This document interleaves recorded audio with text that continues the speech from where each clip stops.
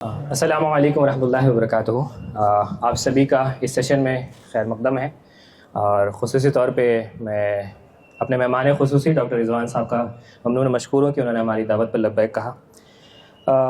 Topic अपने आप में बहुत यूनिक है और बहुत वास्ट भी है, लेकिन इंशाअल्लाह हम लोग कोशिश करेंगे कि उसको एक डायरेक्शन में स्टीयर करें। तो डॉक्टर साहब, कन्वर्सेशन स्टार्ट करने से पहले मैं चाहता हूं कि कुछ एक बेसलाइन हम लोग तैयार कर लें हमारे ऑडियंस के लिए। LGBTQ, जेंडर फ्लूइडिटी, तमाम जो पूरा सेक्सुअलिटी के अराउंड जो भी डिस्कोर्स डेवलप हो चुका है, उसका फ़िलोसफी और पूरा उसका जो बैकग्राउंड है वो हमारे सामने बहुत आ चुका है। लेकिन फिर भी मैं चाहता हूँ कि एक डिस्टिंक्शन के तौर पे अगर ये कहा जाए कि इस्लामिक जो आइडिया ऑफ जेंडर है और जो अभी मौजूदा जो डिफरेंट ट्रेंड्स हैं उनका आइडिया ऑफ जेंडर में, दोनों में डिस्टिंक्शन क्या है? Okay, so no other site is as bad as seeing people moving around after a session when you are about to start your session, right? But we are used to it. We are in the business for long now, so I'll take it, no issue. तो ये जो fundamental distinction है वो कई angle से आता है। Number one, हम ये समझते हैं कि हमारे पास एक कंपस है, राइट? हमारे पास फुरकान है, you all know Furqan, right? वो कुरान है हमारे पास। तो जो फर्स्ट फंडामेंटल डिफरेंस है कि हम ट्रांसेंडेंटल सोर्स से जेंडर डिस्कोर्स को लेके आते हैं, ये पहला है। जबकि जो दूसरे लोग हैं वो purely reason, quote unquote reason और कोट अनकोट एम्पिरिकल एविडेंस से इस डिस्कोर्स को लेके आते हैं। ये पहला फंडामेंटल डिस्टिंक्शन है। दूसरा फंडामेंटल डिस्टिंक्शन ये है कि हम इस बात को मानते हैं कि हमारा रीज़न और हमारी एम्पिरिसिटी कंप्लीट नहीं है। वो भी मानते हैं, लेकिन वो समझते हैं कि we will do wrongs and then we will make it right. और हमारा ये मानना है कि we have a certain level of reason which should be complemented by the transcendence, right? So this is a very fundamental and philosophical differentiation and departure points with respect to position. हम मानते हैं कि gender दो ही होते हैं, इसके अलावा जो कुछ है वो मैनिफेस्टेशन है। That can be a condition, that can be arise from genetic disorders, that can be anything else. But fundamentally जो बनाए गए वो जेंडर दो ही है, right? ये हमारा डिस्टिंक्शन है। हम ये मानते हैं कि सेक्सुअलिटी में फ्लूइडिटी नहीं होती है, वो इमरजेंस है। I don't know, will it goes to more philosophical, but I'll keep it, try to curtail it. हम समझते हैं कि इस्लामिक पर्सपेक्टिव के हिसाब से सेक्सुअलिटी फ्लूइडिक नहीं होती, वो दो पोल पर सेंटर्ड है, उसके बीच में जितना है वो इनहिराफ है, डिविएशन। अभी हम ये नहीं कह रहे हैं कि वो इनहिराफ है इसलिए उसको सब्जुगेट करना चाहिए, वो सब की बात नहीं है। अभी तो बस डिस्टिंक्शन। तो मैंने 3-4 बातें कही। नंबर वन, हमारा और उनका हमारा ट्रांसेंडेंटल सोर्स से, उनका प्योर रीजन से। हम एम्पिरिसिटी और रीजन को कॉम्प्लीमेंट करते हैं ट्रांसेंडेंस से, यानी वही से। वो लोग नहीं करते, वो रीजन को मानते हैं, वो बोलते हैं इससे गलती भी हो सकती है लेकिन हम इसको करेक्ट करेंगे। और तीसरा है कि हम समझते हैं कि जेंडर दो हैं, वो समझते हैं कि जेंडर दो ऐसी कोई चीज नहीं होती है, देयर इज नथिंग। अब जूडिथ बटलर ने तो यहां तक कहा है कि वो तो प्योरली कंस्ट्रक्ट है, वो दो भी कंस्ट्रक्ट है और वो फ्लूइडिटी भी कंस्ट्रक्ट है, वो बोल रही है। जूडिथ बटलर को आप में से कुछ लोगों ने पढ़ा होगा, द जेंडर ट्रबल, उसकी बहुत मशहूर किताब है, नहीं है तो थोड़ा देख लीजिएगा। तो ये, और चौथा मैंने बताया कि डिस्टिंक्शन ये है कि हम मानते हैं कि सेक्सुअलिटी फ्लूइडिक नहीं है, बल्कि वो दो पोल पर ही होती है। सही, शुक्रिया। इसमें अभी आपने एक बात कही कि दो जेंडर के अलावा जो भी हम देख रहे हैं वो मैनिफेस्टेशन है डिफरेंट चीज़ों का। इसमें अभी आपने बोला मैनिफेस्टेशन है कुछ जेनेटिक रीजंस का, तो यहाँ से वो सवाल कनेक्टेड है जब हम कहते हैं कि बायोलॉजिकल रियलिटी क्या है इस पूरे जेंडर फ्लूइडिटी की, या जो डिफरेंशिएशन किया गया, पूरा स्पेक्ट्रम बनाया गया है। और बाद दफ़ा कहा जाता है कि ये तो हमारी जेनेटिक डिसऑर्डर में, मतलब एक तरह से डिसऑर्डर कहना अगेन। जी ये सब प्रॉब्लम। सो जी मैं समझ गया, ये सवाल सबसे कॉमन है और मैंने अपने सारे लेक्चर्स में हर जगह इसको बोला है कि जब हम बात करते हैं ये दो चीज़ों में, एक ग्रुप कहता है कि इन्नेट है, that means it is genetic in nature, और दूसरा कहता है कि ये एक्वायर्ड है कंप्लीटली। अब देखिए ब्यूटी कहाँ है, असल कैसे डिस्कोर्सेस जब प्रोपेल किए जाते हैं तो कैसा आम जनता के लिए कैसा मुश्किल हो जाता है। LGBTQI है ना, राइट, IA+16 17 अब बढ़ता जा रहा है, 52 हो गया है अभी तो वो नहीं जो रिकॉग्नाइज्ड है, मतलब वो तो बहुत सारे लोग कुछ भी बोलता रहते हैं। अभी कोई ईसाई को सुनेंगे आप तो वो खूब गालियां बकेगा, बोलेगा 200 हो गए, 52 रिकॉग्नाइज्ड हुए। तो कैसे होता है देखिए, जैसे lesbian, gay, transgender, bisexual, asexual and intersex, अब इसमें से सब चीज़ों को कंबाइन कर दिया है। फॉर एग्जाम्पल ट्रांसजेंडर्स वो भी हो सकते हैं जो जेंडर डिस्फोरिया से गुजर रहे हैं, जेंडर इनकॉन्ग्रुएंस से गुजर रहे हैं, या वो भी हो सकते हैं जो इंटरसेक्स हैं जिनमें के हर्मेफ्रोडाइट्स हैं, यानी दोनों टाइप के सेक्स पाए जाते हैं। तो जो दोनों टाइप के सेक्स हैं यानी XXY या XYY या इस तरह के जितने भी जो नॉर्मल XY से अलग या XS से अलग होते हैं, वो सब जेंडर उसमें जेनेटिक उसमें आते हैं। तो अब ये सबको एक ही ब्रश से पेंट कर देते हैं, राइट। अब फिर वो आपको उस तरफ ले जाते हैं, कौन सी बहसों में, ओरिएंटेशन की बहसों में, आइडेंटिटी की बहसों में। कहते हैं कि ओरिएंटेशन कंप्लीटली जेनेटिक है, लेकिन अभी तक जब हम उनसे पूछते हैं okay fine give us the evidence, तो अभी मैं आपको ये being a molecular biologist and being someone who was in the business for quite some time, जितना भी जेनेटिक एविडेंस अभी हमारे पास है वो इनकंक्लूसिव है, and I repeat it is inconclusive. दो जीनोम वाइड एसोसिएशन स्टडीज एक होती है GWAS, उससे भी अभी हम कंक्लूसिवली ये नहीं कह सकते कि सेक्सुअलिटी या ओरिएंटेशन जैसा कॉम्प्लेक्स ट्रेट किसी एक जीन या सेट ऑफ जीन से डिटरमिन होता है। जो एट द मोस्ट मालूम पड़ा है वो ये है कि there is a certain level of genetic component in orientation and everything else. तो लेकिन सिर्फ कंपोनेंट है। सो अब देखिए दो कैंप है, एक तो क्रिश्चियनिस्ट कैंप है पूरा, वो कहता है कि कंप्लीटली एक्वायर्ड है, सब बेकार बातें हैं, बचपन के गलत तजर्बात, बचपन की गलत मीनिंग मेकिंग से हो जाता है। एक तरफ जो ये डिस्कोर्स है LGBTQ वाला, वो कहता है कि नहीं कंप्लीटली जेनेटिक है, उनका कोई रोल नहीं है, किसी भी माहौल में बच्चे रहें। लेकिन जब दोनों से आप एविडेंस मांगे, दोनों के पास इनकंक्लूसिव एविडेंस है। सो ये है क्या, ये एक्चुअली इन बिटवीन ये कहीं पाया जाता है। So there will be a certain genetic component to it and there will be certain wrong meaning making to it, there will be certain traumas to it. So there are inconclusive studies on both the side. Once you agree to this position, this is a very unique position. So you have two camps. One is the classical religious group camp, quote unquote. Both Muslims and Christians and Jews and all the structured religion people, they fall into this camp that it is completely acquired. It has nothing to do with genetics. And there is another quote unquote liberal, postmodern, modern, all that camp. And they say that it is completely genetic. But both are wrong. When you talk of evidence, and I have cited around about 3,500 papers on that, and different aspect of it, none of it give you a conclusive evidence that this is genetically acquired completely.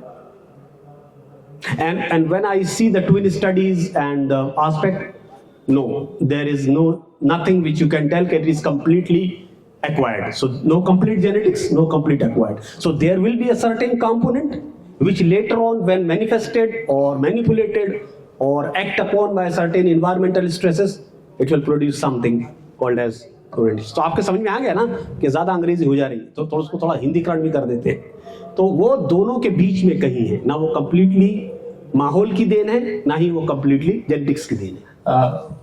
It was quite general, specifically when we are talking about the whole spectrum.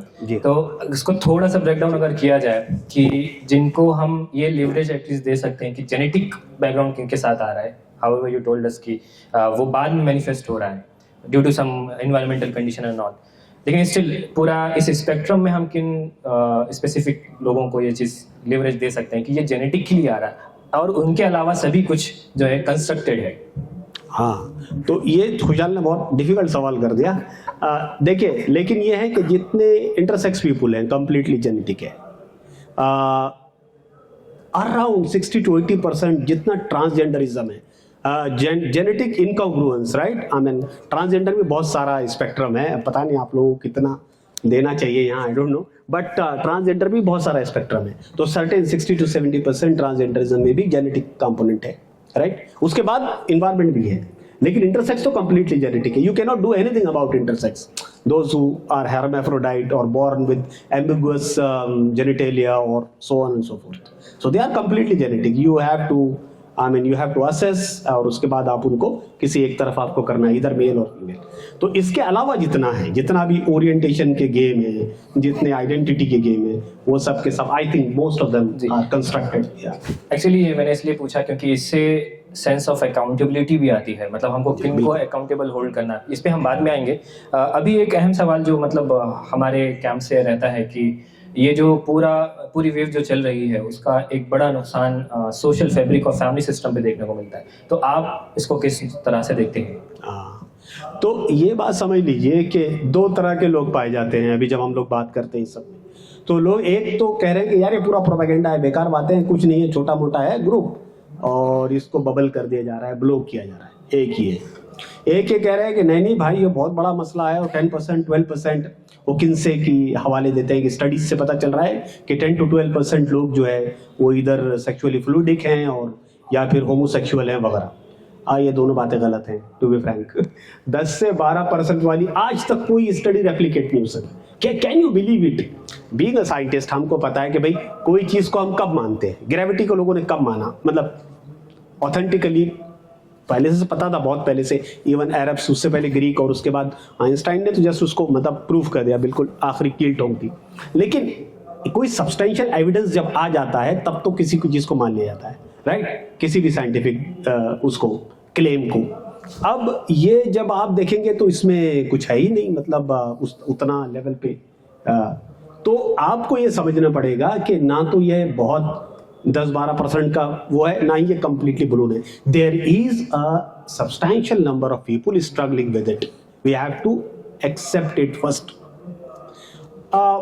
अभी लोग मुझे काफी, मतलब मैं social media पे तो कम हूँ, तो अल्हम्दुलिल्लाह उतनी गालियों से बच जाता हूँ, लेकिन पर्सनल उसमें even some of my very good friends, intellectual friends, good well read people, कि भैया आप लगता है थोड़ा सा सॉफ्ट जा रहे हैं।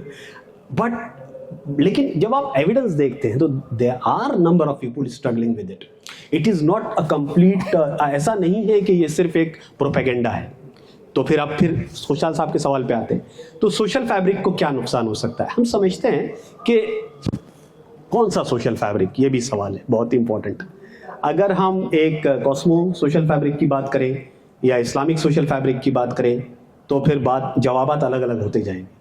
मैं समझता हूं कि जो हमारी कलेक्टिव मॉरल ग्राउंडिंग है, तो खासतौर पर मुसलमानों की, हम एक खास सोर्स से उसको लेके आते हैं ना, तो उसके लिए डेफिनेटली, उस मॉरल ग्राउंड के लिए भी डेफिनेटली थोड़ा सा मसला रहेगा। और जितना ईस्टर्न एपिस्टीम है, पूरा ईस्टर्न हमारा जो सिविलाइजेशन है ना, मशरकी, तो उसमें डेफिनेटली इसके जो मॉरल ग्राउंडिंग है उसको धक्का पहुंच सकता है, और इससे जो हम जो समझते हैं ना कि जो अखलाकी वो है वो मुतासिर हो सकता है, हम ऐसा मानते हैं। जी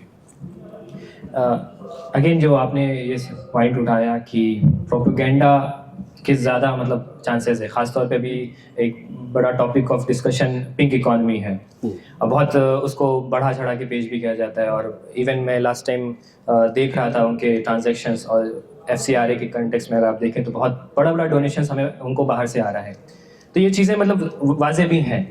तो ये दो चीज़ें होती हैं। अक्सर हम लोग बाज़ दफ़ा ऐसा होता है कि कोई एक ऐसी वेव जो अभी वेव नहीं बनी है, लेकिन हम उसको वेव बना के अपने आप को बहुत डर और खौफ का माहौल महसूस करने लग जाते हैं, जिसमें हमारी हिम्मतें पस्त हो जाती हैं। और बाज़ दफ़ा ऐसा होता है कि हम इसको पूरी तरह से नेगलेक्ट कर रहे होते हैं। तो अभी ख़ास तौर पर जो फैमिली सिस्टम का जो हम सवाल जहाँ तक आता है, क्योंकि हम लोग जो हमारा एक पूरा पर्सपेक्टिव है कि ये चीज़ें हमारे घरों तक नहीं आनी चाहिए, जी सही, कहीं ना कहीं हम इस बात को मान चुके हैं, वो पूरे सोशल फैब्रिक में आ चुका है। ये इस पे आपको क्या कहना है?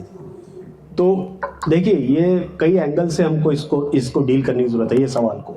सो व्हाट आई बिलीव कि सबसे पहले तो इस बात को मानना चाहिए कि there are certain number of people who are suffering from this, definitely, and yes there are blowing up, there are propaganda, there is a whole machinery, and there are vested interest. So both the things you have to accept first. This is the, to get a real picture and real situation. अब उसके बाद ये कोशिश करनी चाहिए कि इसके बहुत सारे जो नेगेटिव चीज़ें हैं वो सब डेफिनेटली वो नहीं आना चाहिए। हम पर्सनली मैं इस बात पे कन्विंस हूँ कि जो मीनिंग मेकिंग का प्रोसेस है, और साइकोलॉजी के लोग अगर कुछ होंगे तो मीनिंग मेकिंग का प्रोसेस बहुत इम्पैक्ट करता है how you construct your world. Judith Butler के अगर मैं अल्फाज लेना चाहूँ तो कैसे होता है, देखिए हमारे पास एक केस आया था, तो हम जब से बात कर रहे थे उसने कहा कि भाई मैंने करिश्मा कपूर को एक मूवी में पिंक कपड़े पहनकर जब डांस करते देखा तो मुझे लगा रही तो मैं हूँ। So you are getting my point. How does this meaning making happens? तो अब हमारे कई साथियों से डिस्कस हुए तो उन्होंने कहा कि देखो उसके अंदर पहले से तो था, he just make a meaning of it. मैंने उनसे सवाल किया अगर वो नहीं देखता तो क्या मीनिंग कर पाता? इस पर लोग डिवाइड हो जाएंगे कि अगर वो मंजर नहीं देखता तो क्या कोई दूसरा मंजर उसको वो बना देता। तो कुछ लोग कह रहे हैं क्या बना देता, आज नहीं तो कल कोई ना कोई चीज से वो कर लेता। कुछ लोग कह रहे हैं कि नहीं, may be may not, unless you have evidence you can not से इट। सो मैं समझता हूँ कि ये सब चीज़ों को सबसे पहले उसको उसकी सही जगह पर रखना चाहिए, और कि वो कंप्लीट प्रोपेगेंडा भी नहीं है, कंप्लीट उसमें there is substantial number of people who are suffering from it, और उसके असरात से बचने की कोशिश करें। ये पूरा सवाल ऑन्टोलॉजिकल है कि हम कहाँ पे उसको प्लेस कर रहे हैं। एग्जैक्टली। तो वो फिलोसॉफिकल वैसे होगी रुखी हो जाएगी, इसको अवॉइड करते हैं। क्योंकि हमारे ऑडियंस मोस्टली जो है स्टूडेंट्स हैं और कैंपसेस में ये बहुत ज़्यादा ये चीज़ें देखने को मिल रही हैं कि खुद वो इंडिविजुअल्स जो अपने आप को अलग अलग स्पेक्ट्रम के अलग अलग पॉइंट्स पे आइडेंटिफाई करते हैं, और ख़ासतौर पे आइडियोलॉजिकल वेज भी चल रही हैं कैंपसेस में। तो एक तो बहैसियत general student as well as बहैसियत मुस्लिम स्टूडेंट, ये एक बड़ा चैलेंज हमारे सामने देखने को मिल रहा है कि वो उनके साथ पहला पॉइंट इंगेजमेंट क्या होना चाहिए, दूसरा point ideological point of view से हमारा पॉइंट कहाँ होना चाहिए। ये दोनों बहुत इंटरलिंक्ड भी हैं, इंटरट्वाइंड भी हैं।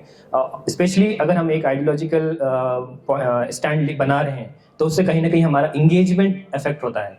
तो इसको आप किस तरह से, मतलब हम लोगों को किस तरह से नेविगेट करना चाहिए?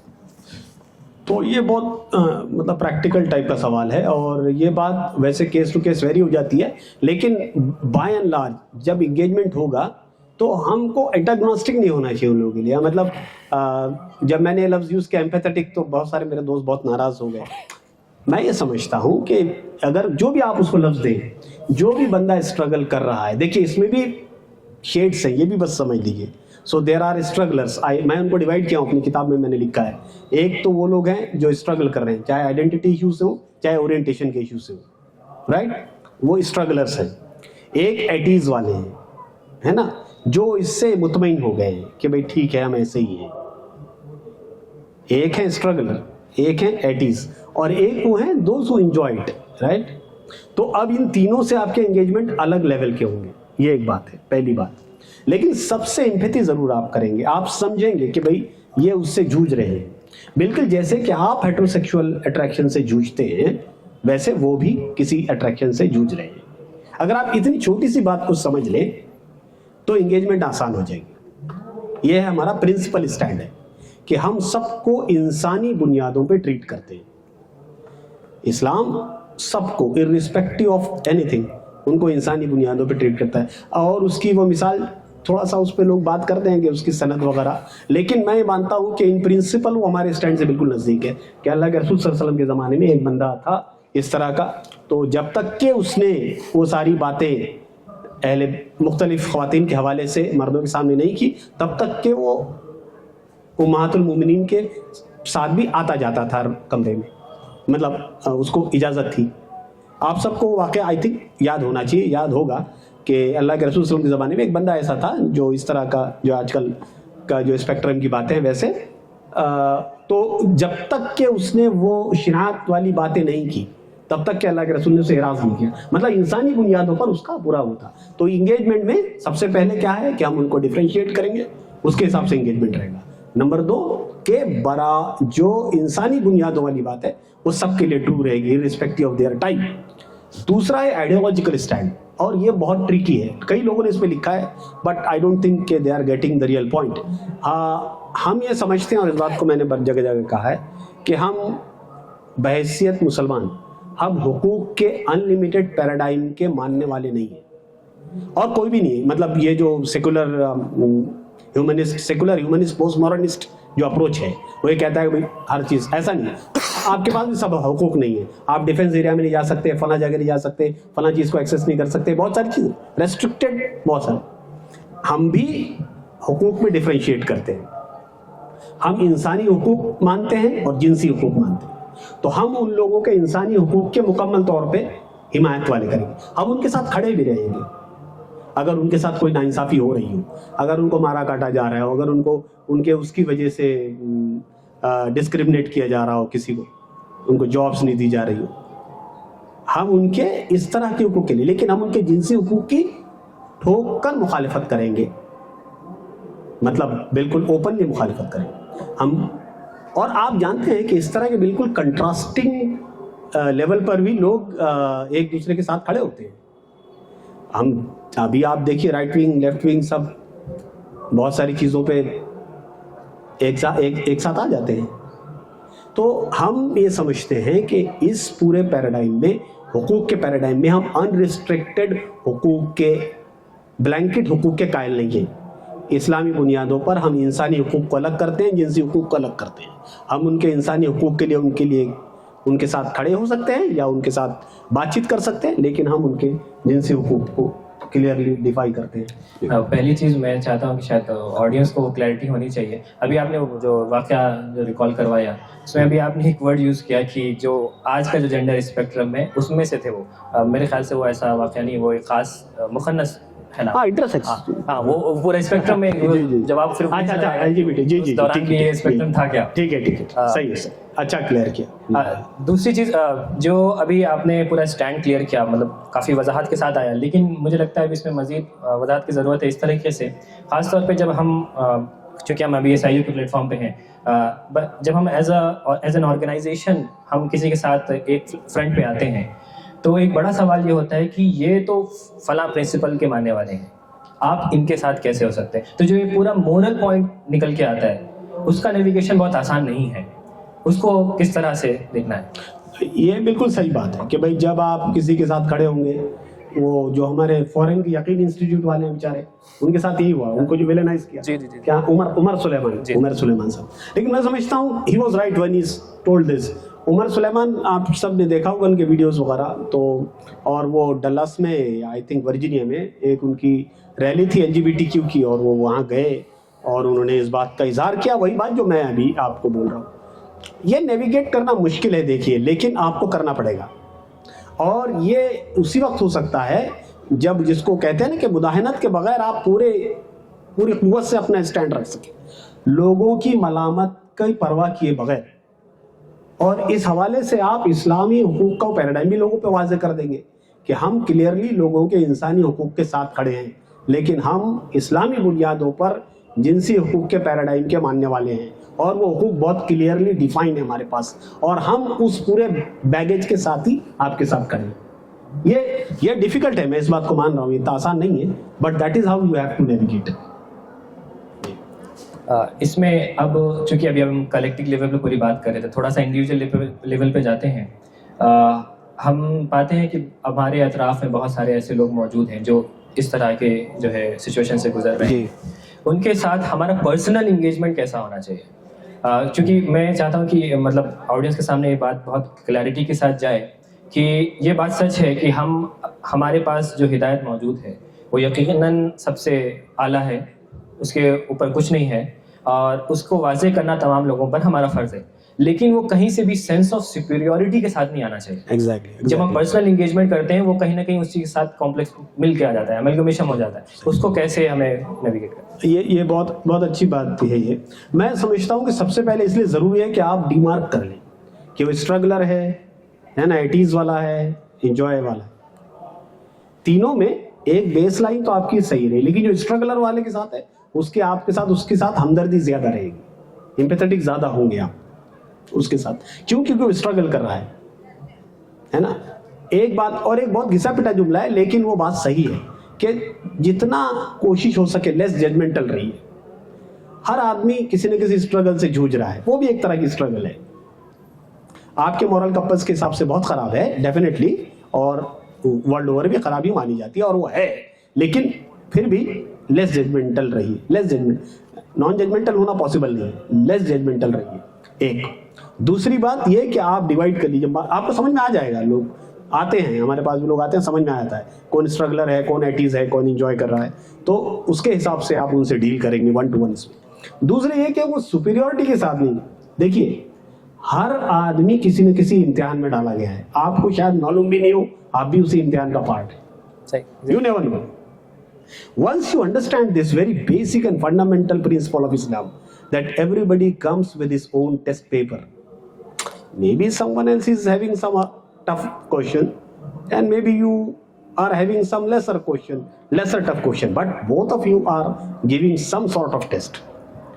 Once you understand this superiority premise goes. Once you understand what? कि everyone is giving his or her own test paper. وَأَيُّكُمْ أَحْسَنُ عَمَلًا.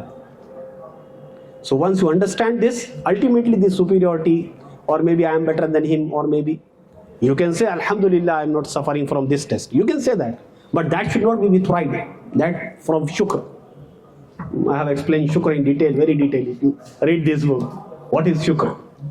So this is it. I think this is it. नहीं, अल्हम्दुलिल्लाह बहुत वजाहत के साथ हमारा जो स्टैंड है वो मुझे उम्मीद है कि पूरी ऑडियंस को क्लियर हो गया होगा कि हम जो भी इस्लामिक प्रिंसिपल्स को अपने साथ रखते हैं वो खुल इबाद से इंस्पायर्ड होकर आता है, और साथ ही साथ हम इस बात पे भी पूरी तरह से यकीन रखते हैं जब अल्लाह ताला कहता है हमसे बाऊज़ु बिल्लाह वतआवनु अलल बिर्रि वत्तक़वा वला तआवनु बिल इस्मि वल उद्वान। तो ये हमारा डिफाइनिंग जो हमें जो रूल मिलता है वो यहाँ से आता है। और ये जो डिफ्रेंसिएशन है कि जो राइट्स, अक्सर हम लोग को जो राइट्स की पूरी डिबेट में ले आके मोरली बाउंड करने की कोशिश की जाती है, तो उसमें ये क्लैरिटी होना कि हम अभी कौन से राइट्स की बात कर रहे हैं, ह्यूमन राइट्स की बात कर रहे हैं, तो ये तो खुद इस्लाम हमारे लिए पेश करता है। दूसरी चीज़, जब हम उनके सेक्सुअल राइट्स की बात करते हैं तो हमको उससे हम वहाँ पे उनके खिलाफ खड़े हैं। इसके बावजूद, इख्तलाफ के बावजूद भी हम एक कॉमन फ्रंट पे हो सकते हैं, हमारे इंगेजमेंट्स के डिफरेंट मोड्स हो सकते हैं, ये चीज़ें बहुत क्लैरिटी से होना चाहिए। अब हम थोड़ा सा पीछे जाते हैं, जो आप बायोलॉजिकल रियलिटीज़ पे बात कर रहे थे, तो एक सवाल जो कि ये भी आता है कि क्या ये क्योरेबल है, इस तरह के भी बहुत सारे लोग सवाल करते हैं कि क्या वो तमाम जिंदगी फिर ऐसे ही गुजारने वाले हैं। बिल्कुल। तो पूरे क्वेयर स्पेक्ट्रम में, पूरी जेंडर थ्योरी में ये बड़े फंडामेंटल नौइयत के सवाल हैं जो अभी बाकी हैं। एलजीबीटी का डिस्कोर्स बहुत इजीली कह देता है, नहीं ये तो क्योरेबल नहीं है। हम क्योर के तो लफ्ज़ इस्तेमाल नहीं करते, इसलिए मैंने अपनी किताब में नहीं किया, और some of the people are having objection to it. What I believe कि दो चीज़ें, वो कह रहे हैं कि फ्लूइडिक है, अगर फ्लूइडिक है मतलब इधर उधर हो सकता है, राइट? फ्लूइडिक है मतलब अगर आप इक्विलिब्रियम कम ज़्यादा कर दें तो फ्लूइड इधर भी जा सकता है, फ्लूइड इधर भी, फ्लूइडिक है ना भाई। तो इस स्पेक्ट्रम पे 1973 के बाद से पूरे जेंडर डिस्कोर्स पे कोई ढंग की रिसर्च ही नहीं हुई आउट ऑफ द बॉक्स। मतलब when I say this is a big claim because there are thousands of papers, hundreds of people giving their life to this gender thing, है ना। तो आप लोगों को रिसर्च का, वो रिसर्च की एक अलग दुनिया है पूरी, बहरहाल। तो जब हम देखते हैं कि 73 के बाद से जब उन्होंने कहा कि भाई ये एक्वायर्ड नहीं हो सकता, तो सारी रिसर्च अब किस पे फोकस है कि पूरा LGBTQIA प्लस वॉट एवर, वो सब के प्रॉब्लम क्या हैं, उनको कैसे डिस्क्रिमिनेट किया जाता है, उनका कंस्ट्रक्शन कैसे होता है, फिर वो सब पे नोबडी इज बॉदरिंग कि अगर इस मेजॉरिटी में अगर कोई स्ट्रगलिंग माइनॉरिटी, जैसे बहुत सारे मुसलमान हमारे पास आते हैं, बोलते हैं भाई ये क्या है, we want to be normal, तो आप जानते हैं कि इसको क्रिमिनल माना जाता है अब, कि अगर आप किसी का ओरिएंटेशन वगैरह अलग से करना चाहे। फॉर एग्जांपल अगर कोई होमोसेक्सुअल है तो कोई भी साइकेट्रिस्ट या साइकोलॉजिस्ट ये तो कर सकता है कि वो how to be a fulfilled homosexual, लेकिन वो उसको हेटेरोसेक्सुअल नहीं बना सकता, इसका इलाज नहीं कर सकता, मतलब इलाज या whatever you term it. So ऐसा क्यों भाई? अगर कोई मेजॉरिटी में एक माइनॉरिटी स्ट्रगलर्स की है, Why don't you keep the doors open for them? मैं समझता हूँ there are after 1973 nothing has been done, but now recently with CBT, a lot of people are coming with CBT and religious practices based therapies. They are yielding results. Now this is a big claim because अभी कोई papers नहीं है मेरे पास कि मैं बता सकूँ देखो ये ऐसे हुआ है, and I have told some of my colleagues to do it and they are doing it. Maybe in couple of years something will come up. Recently there was a workshop in Turkey. So in Turkey उन्होंने there are Muslim people, तो वो Muslim psychologists हैं and they told कि भाई at least if their orientation is homosexual or lesbian, they become neutral if not heterosexual and non-lesbian orientation. So there are silver lines. अब ये discourse चाहता है कि आपको मनवा ले कि ऐसा कुछ नहीं हो सकता. Contrary to this, there are evidences that people who are having homosexual orientation, despite of many therapies, they were not able to come back to neutral or heterosexuality. But why is this so? Because आपने 50 साल से सब बंद कर दिया है. तो जितनी नई थेरेपीज आ रही हैं, जितने नए मॉडल्स आ रहे हैं, उसमें तहकीक ही नहीं कर रहे आप. उसके लिए आपने डोर ही ओपन नहीं रखा है. हम समझते हैं कि पर्टिकुलरली जो रिसेंट डेवलपमेंट हुआ है कॉग्निशन में, जो कॉग्निटिव बिहेवियरल थेरेपीज है उसमें, रिलीजियस बेस्ड थेरेपीज है उसमें, उसके चलते हम समझते हैं कि अगर आप ट्रांसेंडेंस के साथ जुड़ जाएं, है ना, वो जो मीनिंग मेकिंग का प्रोसेस है कि मेरा और मैं से पहले मैं और अल्लाह, मैं और बनाने वाला, अगर हम सेक्युलर पर्सपेक्टिव में, तो इससे जब जुड़ेंगे तो इससे काफ़ी फायदे लोगों को हो रहे हैं. ये रफ डेटा है, अभी हमारे पास कंक्लूसिव एविडेंस नहीं है, लेकिन ये रफ डेटा है. इसका मतलब ये है कि इसमें कुछ ना कुछ किया जा सकता है. जी इसमें एक चीज़ अभी आपने कहा कि बताया कि आज के दौर में साइकोलॉजिस्ट, साइकेट्रिस्ट अलाउड नहीं है कि वो quote and quote cure covered use करें या इस तरह की प्रैक्टिसेस करें. और तो इसका ये मतलब बहुत बड़ी दलील है इस बात की कि वो डिस्कोर्स बहुत स्ट्रांगली सोसाइटी में आ चुका है ना, और कहीं ना कहीं कैंपसेस में भी है. तो खास तौर पे कैंपस के ताल्लुक से अभी तक हमने बहुत ही एप्लीकेशन बेस्ड बातें कर ली हैं. थोड़ा आइडियोलॉजिकल पे अगर जाते हैं, आइडियोलॉजिकल बेसिस पे, तो हमारी क्या काविशें हो सकती हैं इस ताल्लुक से? हम कौन से ऐसे कोशिश कर सकते हैं, इक़दाम उठा सकते हैं जो आइडियोलॉजिकल पॉइंट ऑफ व्यू से हम इसको काउंटर कर सकें, या काउंटर कहना भी शायद सही नहीं है क्योंकि वो वर्थ इट नहीं इतना, लेकिन हम अपना एक डिस्कोर्स बिल्डअप कर सकें जो मोरालिटी पर बेस्ड हो. क्योंकि हम सब लोग यहाँ पे स्टूडेंट्स हैं, तो ये मेरे ख्याल से बहुत अहम सवाल है. तो इसको किस तरह से देखना? नहीं, मेरे ख्याल से वर्थ इट तो है, उसको मानना चाहिए. ऐसा नहीं है कि वो मतलब हमने उसको अंटागनास्ट नहीं, मतलब हमने थोड़ा हम्बल होना चाहिए उसको लेकर के कि ठीक है वो प्रोपेगेंडा भी है तो है ना भाई, प्रोपेगेंडा तो है, लोगों को कन्विंस तो कर दिया. मतलब अराउंड कितना इल्गा बोल के एक उनकी ऑर्गेनाइजेशन है, मैंने अपनी किताब में स्टैटिस्टिक्स दिए हैं, मुझे याद नहीं है, थाउजेंड्स ऑफ लोग हैं जो उस पर काम कर रहे हैं. वो सब they are paid definitely, but सिर्फ पेमेंट पे आप भी तो अपने लोग चला सकते हैं, लेकिन नहीं चला पाते ना, तो कुछ ना कुछ रहता है. बहरहाल कोई ना कोई उसके पीछे डिस्कोर्स होता है, कुछ ना कुछ, जहाँ धुआं होता है तो कुछ ना कुछ आग होती है, ऐसा कुछ बोलते हैं ना, तो कुछ ना कुछ तो है. वर्थ इट है. मैं समझता हूँ कि आइडियोलॉजिकली हमको लोगों को मीनिंग मेकिंग पर मुतवज्जे करना चाहिए. तो मीनिंग और पर्पस, ये जनरेशन का सबसे बड़ा प्रॉब्लम है, मीनिंग और पर्पस. भाई हमारे तो बच्चे ये बोल रहे हैं कि क्यों आप मीनिंग और पर्पस की बात करते हैं, क्या फायदा है उससे? इफ आई एम मीनिंगलेस और purposeless, how does that makes a big difference? I live and I die. Seriously, I mean वो वैल्यूज जो एब्सोल्यूट थे पहले, भाई पहले किसी को डिस्प्यूट नहीं था कि मीनिंग और पर्पस होना चाहिए. बस ये डिस्प्यूट था कि रिलीजियस मीनिंग और पर्पस रहेगा या सेकुलर मीनिंग और पर्पस रहेगा, यही डिस्प्यूट था पहले और अभी तक भी. अब वो बोल रहे हैं कि why you need a meaning और purpose. The other day one youngster was telling me कि आप क्यों ये कहते हैं कि सोसाइटी के लिए कंट्रीब्यूट करना चाहिए, how does that matter? These are very simple but a very difficult questions to answer. So हमको लोगों को मीनिंग और पर्पस पे जमा करना चाहिए. अच्छा, ये ऐसा नहीं है कि नया है, जब मैं इस पर जब मैं इंट्रिग्ड हो गया, जब मैंने पीछे सोचा, तो असल में अल्लाह के रसूल से भी ये सवाल ऐसे ही करते थे ना लोग कि तुम क्या वो डराते रहते हो उससे, क्या हम मरने के बाद मिट्टी हो जाएंगे तो क्या उड़ भी जाएंगे? This is just an extension, ये उसका सोफिस्टिकेटेड वर्जन है। सही है गलत? सही। ये उसका सिर्फ सोफिस्टिकेटेड वर्जन है कि क्या तुम समझते हो कि जब मिट्टी उट्टी हो जाएंगे तो उठाए जाएंगे? ये वही तो है मीनिंग। हम क्या मीनिंग और पर्पस देना चाह रहे हैं? हम तो ये करेंगे आप खलीफतुल अर्ज़ हैं, आपको उसके लिए पैदा किया है, इम्तिहान है, आपको एक अच्छा अब्द बनना है, अच्छा खलीफा बनना है, इस दुनिया को बेहतर जगह बनाकर जाना है, यही तो है। गरज में क्या कहूँ तुझसे कि वो सहरा नशीं क्या थे, वो सब रिपीटेड शेर है ना।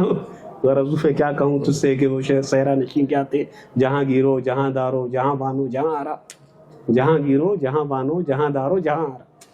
ये वर्ल्ड को बेटर बनाने की यही सब तो हम बात करते हैं ना। तो हमको आइडियोलॉजिकल लेवल पे लोगों को वापस मीनिंग और पर्पस के ऊपर लाना पड़ेगा कि इस दुनिया में आपका मकसद क्या है, पर्पस क्या है, उसी से मीनिंग मेकिंग होती है।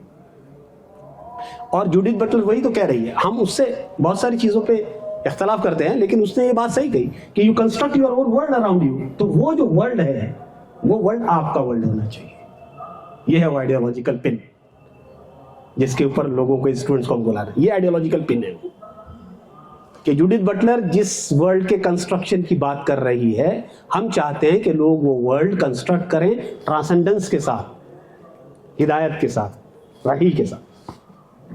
ये मीनिंग मेकिंग और purpose of life, I think ये पूरा मॉडर्निटी पोस्ट मॉडर्निटी का सबसे बड़ा क्राइसिस वाला सवाल है और चलता रहेगा फिलहाल। लेकिन ये जो पूरा सवाल है कि हम कहाँ हमको ट्रेस करते हैं, तो कहीं ना कहीं इसमें बहुत अहम रोल जो हमारे यहाँ जो कॉन्सेप्ट है फितरत का, बिल्कुल उसको वो किस तरह से देखते हैं आप? मतलब वो रिमेम्बरेंस है वो एक तरह से कि वो मीनिंग कहाँ से वहाँ से जो डिराइव होके आ रही है। मेरे ख्याल से वो ये कॉन्सेप्ट एक्सप्लोर किया जा सकता है।